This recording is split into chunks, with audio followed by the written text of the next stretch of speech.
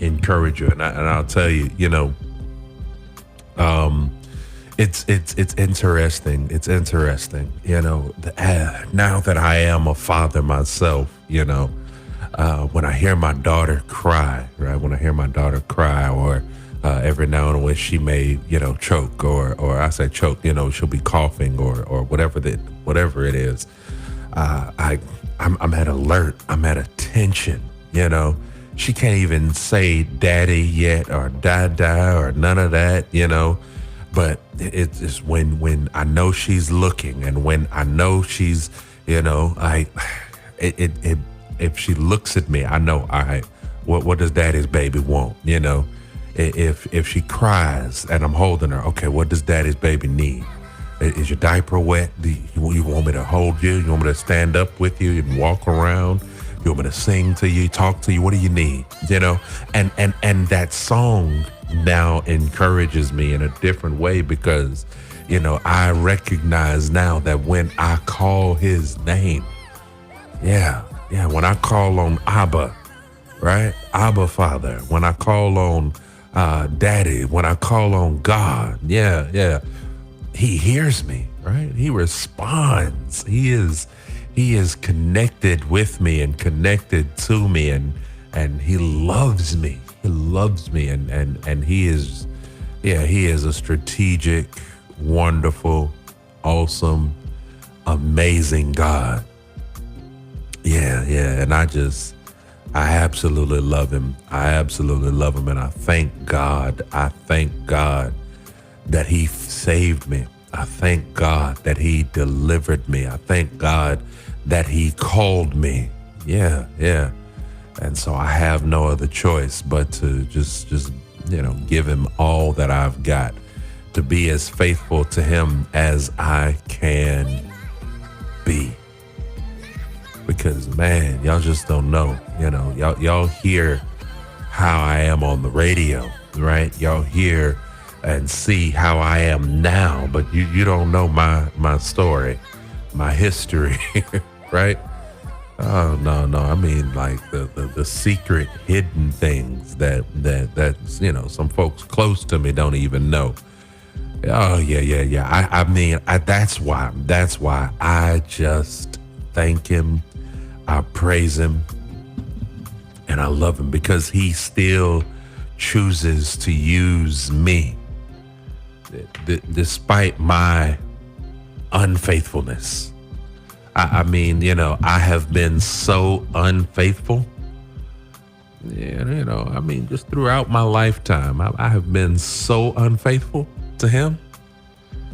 Yeah, I mean, he called me. Well, let me just say it this way. I accepted the call, right, to preach at 8 years old, but I felt the calling all along. As I remember being a young boy and just couldn't wait to get baptized, and kept pressuring and asking, to be baptized. And I remember the day even that I got baptized, walking up those steps of New Emmanuel, headed to the baptism pool, and they've got the stained glass window there, or they had the stained, I don't know, maybe it's still there, but they had the stained glass window when you're walking up those back steps going toward the baptism pool. And I remember just the bright light just shining in on me, and feeling just this presence, feeling just I felt God ever since then, and even before, and I just, I've been so unfaithful, but I thank God that even in my unfaithfulness, that he is still faithful. Yeah. So now that I know better, right, I try my best to do better. Now that I've got myself a little bit more together, and I have a little bit better understanding, I try to be more faithful. Friends, we've been talking from the topic, the subject of keep the faith, right? Keep the faith. And I shared with you all on our last gathering, our last discussion, if you will, I shared with you that one of the things that we need to do All right. If we're going to keep the faith, one of the things that we've got to do is remain faithful to the call, despite opposition, despite, whatever happens, who comes, who goes. We've got to remain faithful to the call, right? And I just want to dive a bit deeper because, I shared some things on Monday was when we picked this back up. Today is Wednesday. So Monday was the last time we talked about this. But I talked about, there are many of you've had a death in the family or a death of someone close to you, and you gave up on the calling. You gave up on what it is that God had purposed for you to do. You gave up on your marriage. You gave up on whatever relationship that God had put you in. You gave up on the church that you were in, and you just walked away. I want to encourage you. I want to encourage you today to get back to that place. Get back to the place where God had you. Now, for some of you, I get it. That marriage is gone. It's over. They didn't got remarried or whatever the case may be. But you still, I'm not telling you to go and wreck nobody's home and try to get that woman or that man back. But you still have to find and hear the voice of God. Okay, God, I messed that up. I messed that up because I went or did my own thing. But God, what would you have me to do? Where would you have me to go? What's next? You see, and here's the thing. I want you to know and understand that just because you missed it, just because you messed it up, doesn't mean that God has forgotten about you. I just shared with you or talked with you about God's faithfulness, right? And how he's faithful even in the midst of. God has not forgotten about you just because you forgot about him or because you turned your back or because you went and did your own thing. No, God is still faithful. He's still faithful. And I just want you to know that relationship, that thing, it may be over, may be done, but there's still something that God has for you to do. And it wasn't all tied up in the relationship. It wasn't all connected to the relationship, but you still have to learn how to be faithful. Faithful. Some of you have been praying and saying, God, I need you to bless me with more. I need you to give me more. Lord, I want more. I need more. But the question is have you been faithful over what he's given you? Have you been faithful with the little bit that you've got? What have you done with what he's placed in your hands already? That's indeed the question. That is indeed where we are and what we've got to, have you been faithful with what he's it goes back to this. And see, I'm using the word faithful right now, but let me just say it this way, and maybe this will make it more plain for you. But have you been a good steward? That's essentially what I'm asking you. Is have you been a good steward of the things that God has given you, the things that God has set before you? Have you been a good steward of those things? And that's what faithfulness really boils down to. Faithfulness boils down to stewardship.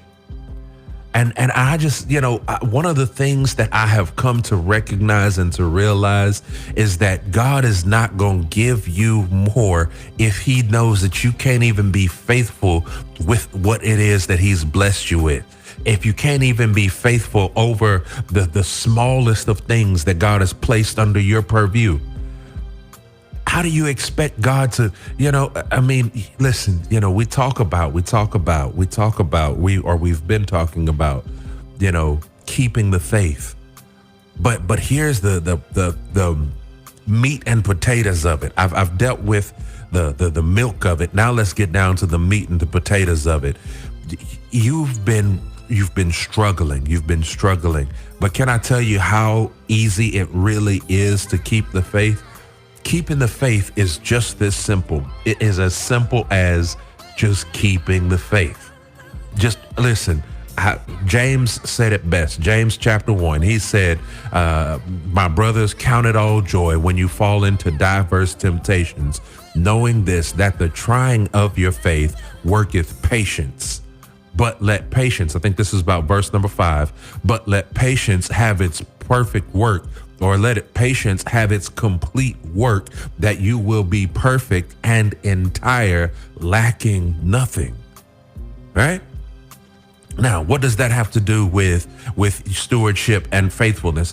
See, the reason why some of us, God has not blessed us with the things we've been asking and praying for is because God can't trust us enough to work with hard times and to work through hard times. I shared with you the other day, hard times come to prepare you, to make you better, to make you stronger. What does he say again? This is what 1 John, I believe it is, chapter 5, verse 10, that after you have suffered a while, he said, after you've suffered a while, meaning after, again, going back to James, the trials and the tribulations, right? After the trying of your faith, let patience then have its perfect work. 1 John 5 and 10. What? It says that after you've suffered a while, I will perfect, I will establish, I will strengthen you.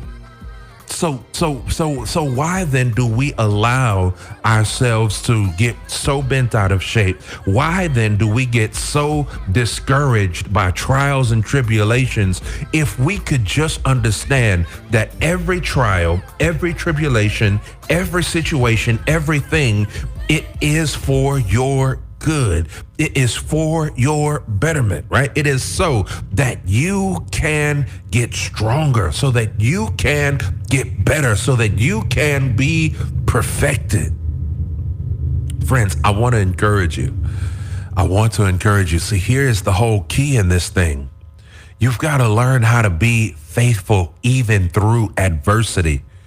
Because even in your adversity, God has a plan. God has purpose. God is up to something. I was sharing with somebody the other day, and I want to share with you guys again, because I know I've said it before, but in Jeremiah 29, right, he said, for I know the thoughts that I think towards you. They're thoughts of good and not of evil. Right? I know the plans, even, he says, that I think towards you, because some people don't necessarily like the idea of him just thinking about me. They want him to actually have something. So I know the plans that I have for you. They are plans of good and not of evil. Why is it that God would say in the middle of, I know the plans that I have for you? Why would he say that they're plans of good and not of evil? I know I've said this before, but I want to share it again, because sometimes when you are walking the walk, when you are going down the path of what God has for you, it's going to seem like it's evil. It's going to seem like the devil is up and to no good in your life. But can I tell you that every test and every trial doesn't have the devil's handprint all on it. Sometimes God allows you to go through trials and tribulations so that he can perfect you, so that he can establish you, so that he can strengthen you. And friends, I just want to encourage you. In the midst of what you're going through, know that God's got plan and purpose for you. Know that God is perfecting you. It's going to feel evil. It's going to feel like, God's forgotten about me. David said, Lord, how long, oh Lord? How long will you, what I'm saying? You can read so many stories and all that throughout the Bible where folks were in the midst of something and they were like, man, how long? We can read about Joseph. Joseph was thrown into the pit, was sold into slavery, then was betrayed by his friend and his master, Potiphar, even though Potiphar, it later shows that Potiphar kind of knew. He understood his wife was lying, but, what was he supposed to do, right? Then after that, he was thrown in prison. So then he was stuck in prison. And then after that, on top of that, he was forgotten about. But can I tell you that it's not so much that all these things were happening to Joseph as much as it was that these things were happening for Joseph? You say, well, what do you mean they were happening for Joseph? They didn't seem all that good. So, all things work together for the good. What's that? Romans 8:28, right? All things work together for the good. So that means then that all that stuff that you've been dealing with, all that stuff that you've been fighting against, it's working together for your good. I'm telling you, it's working together for your good. It's for the building up. It's for the edification. It's so that one day you then can turn around and say, somebody else is going to be in that same situation you were in. And you say, you know what? Let me encourage you. And you can tell them, this is how I made it through. This is how I got over. This is how I got out of that storm. This is how what I'm saying? We've got to get to that place. We've got to get to that place. But you only get there if you don't quit. You only get there if you remain faithful. Listen, I told y'all my story about how I thought about it. I was in my apartment. I'm not going to go through the whole story again. And I said, man, this world will be better off. My family will be better off. I'm a burden on them right now. They having to, pitch in to pay my bills and pick me up and take me here and feed me. It'd be better if I wasn't here. And I knew exactly what I would do and how I would do it if it had not been for God.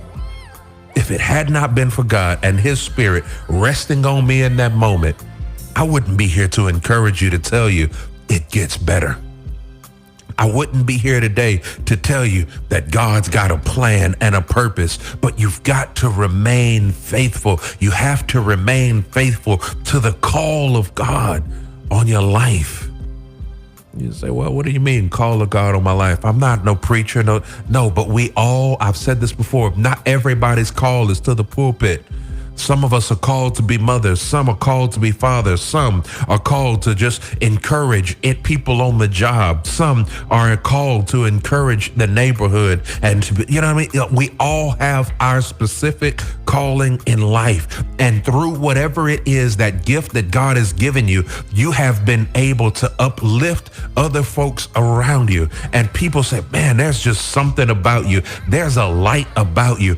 You have your own specific call. And you've got to remain faithful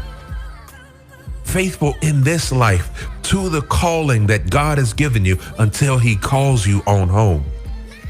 Friends, we've got to remain faithful in all things, through all things. Remain faithful. Don't you dare give up. Don't you dare give in. Don't you quit. Don't you throw in the towel. And I said I was going to stop saying give in because, again, our bodies eventually, they give in. Our bodies eventually, there's only so much they can handle. But I definitely know you can't give up. I want to encourage you, don't give up. If anything, just let your body give out on you or something. But until then, don't you give up.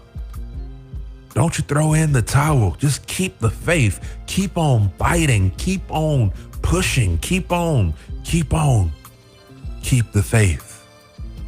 Keep the faith. I'm telling you, it's worth it if you don't give up. It's worth it if you don't quit. It's worth it if you don't give in. Boy, I tell you, I'm preaching to me right now. Y'all know, y'all just don't know. I was on the verge. Of just, giving up, switching, doing something. You know what I mean? But no. I've got to remain faithful to the call. Yeah, and I want you to remain faithful. God's got a plan and a purpose right where you are in the midst of what you're in. It don't feel good. It doesn't feel good. But I want you to know. God's got you. All right. I'm going to play this song for you. I'm going to play a series of songs. I know I tell y'all that all the time. But I'm going to play a series of songs for you. And I want to play this one for you. It's by Bishop Marvin Sapp. And it simply says, he has his hands on you. So here it is right here on I Am Encouraged Radio on 93.5 KPPM.